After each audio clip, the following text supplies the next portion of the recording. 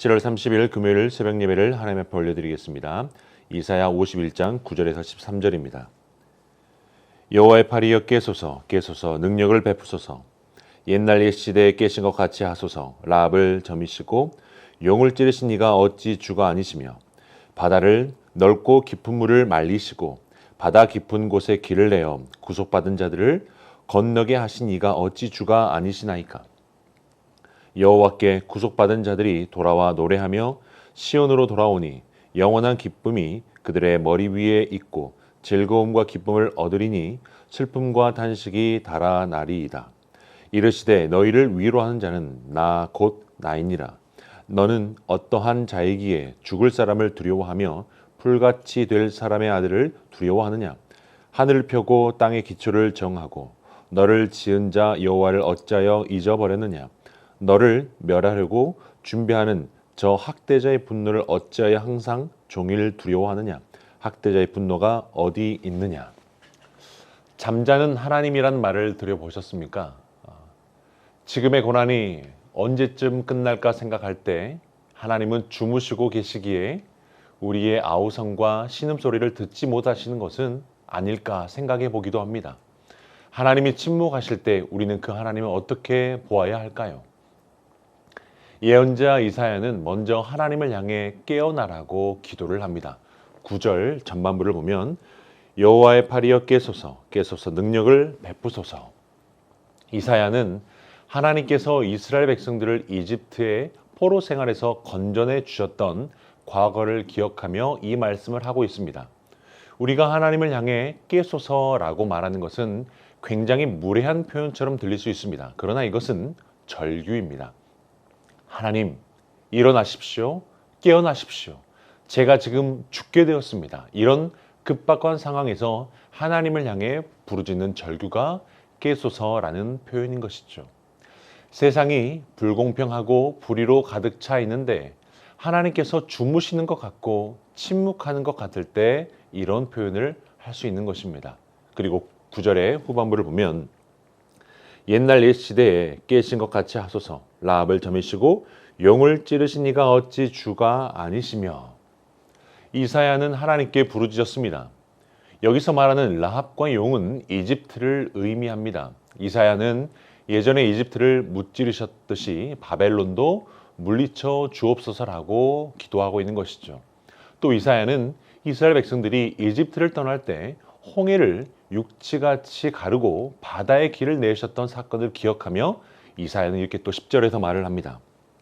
바다를 넓고 깊은 물을 말리시고 바다 깊은 곳에 길을 내어 구속받은 자들을 건너게 하신 이가 어찌 주가 아니시니까.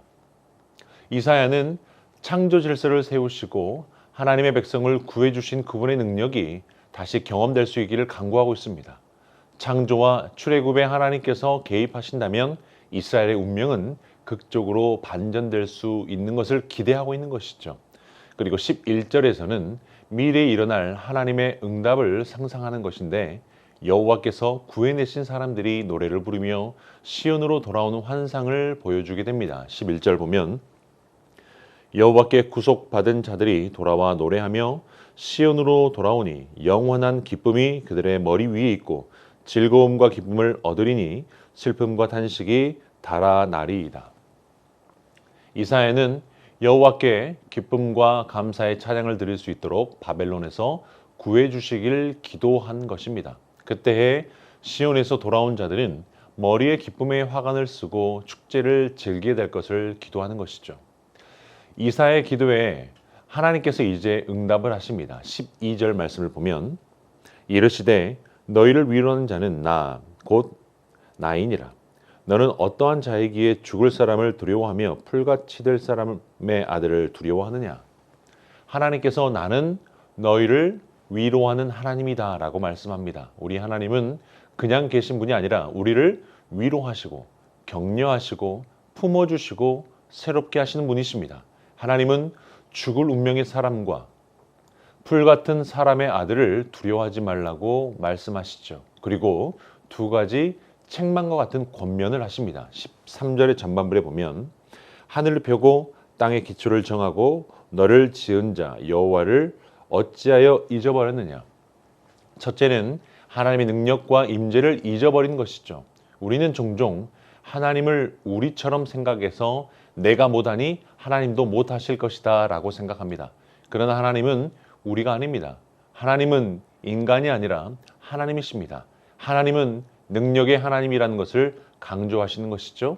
그리고 둘째는 망하기로 결정된 압제자의 분노를 무서워하지 말라고 말씀합니다. 13절 후반절에 보면 너를 멸하려고 준비하는 저 학대자의 분노를 어찌하여 항상 종일 두려워하느냐? 학대자의 분노가 어디 있느냐?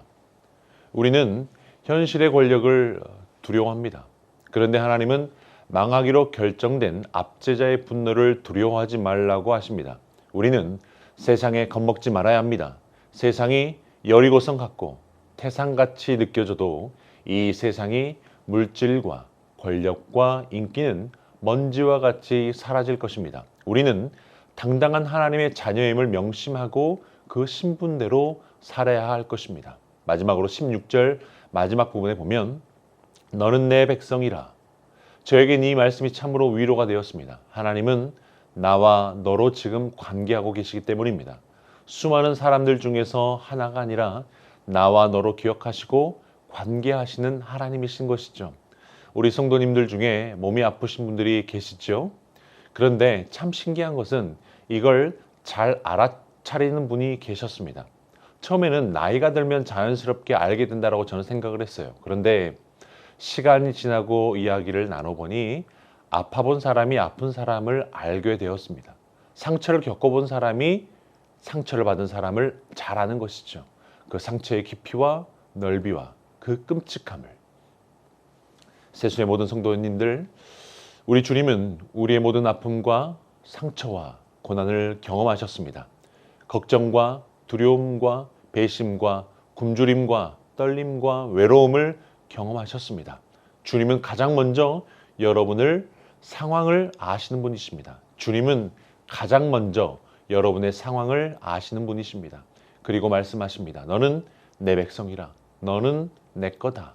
너는 내 사람이라라고 도장을 찍고 계시는 것이죠. 언제나 동일하신 구원자 하나님께서 이 땅을 회복하시고 그리고 여러분 한 사람 한 사람을 성실하게 인도하시고 붙들어 주기를 주 이름으로 축원합니다.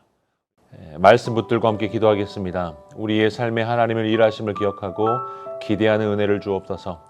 지쳐있는 성도들과 두려움과 불안과 걱정 가운데서도 하나님을 신뢰하고 의지할 수 있는 은혜를 주옵소서. 세상 소망 다 사라져간 것 같은 상황에서도 너는 내 백성이라는 주의 말씀에 소망을 두게 하옵소서. 합심하여 기도하겠습니다.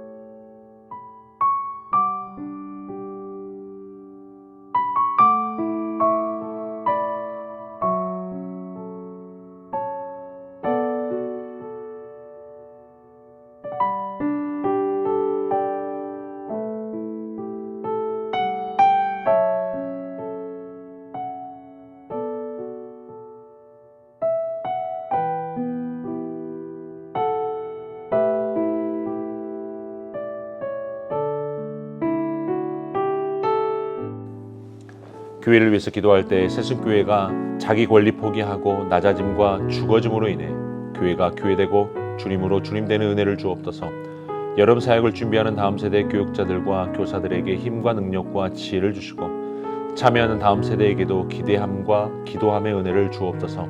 성경 통독을 통해서 하나님의 마음을 읽어내게 하시고 말씀으로 우리의 삶을 읽어가게 하옵소서. 합심하여 기도합니다.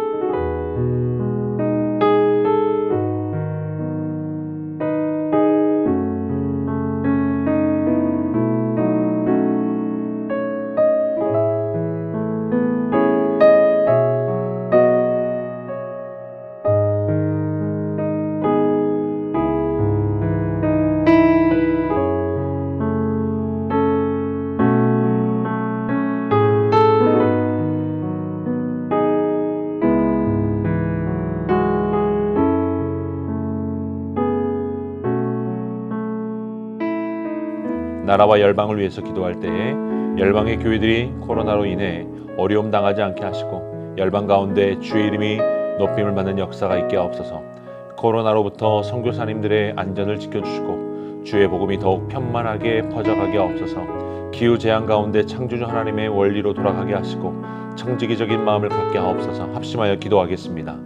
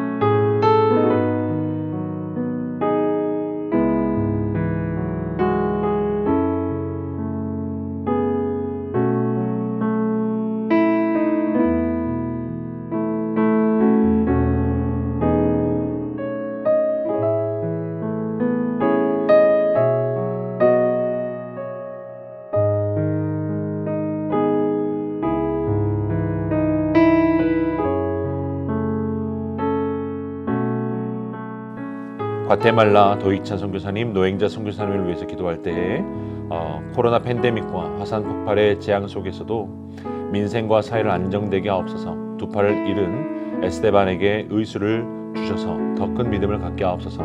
방글라데시 박수기 선교사님을 위해서 기도합니다. 방글라데시의 코로나 재확산으로 인해 어려운 상황들을 잘 정리되게 하옵소서. 센터를 오가는 모든 사람들을 주의 보혈로 덮어주시고 지켜주옵소서. 스리랑카로 새롭게 사역을 시작할 때에 주의 마음을 품고 사역하고 잘 준비하게 하옵소서. 우리 환우들을 위해서 기도합니다. 김인혜 일사님, 김영장 원사님, 김찬주 일사님, 정승우 권사님, 김봉당 원사님, 조금열 일사님, 안행순 일사님, 최혁기 성도님, 정성희 일사님의 어머님, 김광수 일사님, 이글대 일사님을 위해서 합심하여 기도하겠습니다.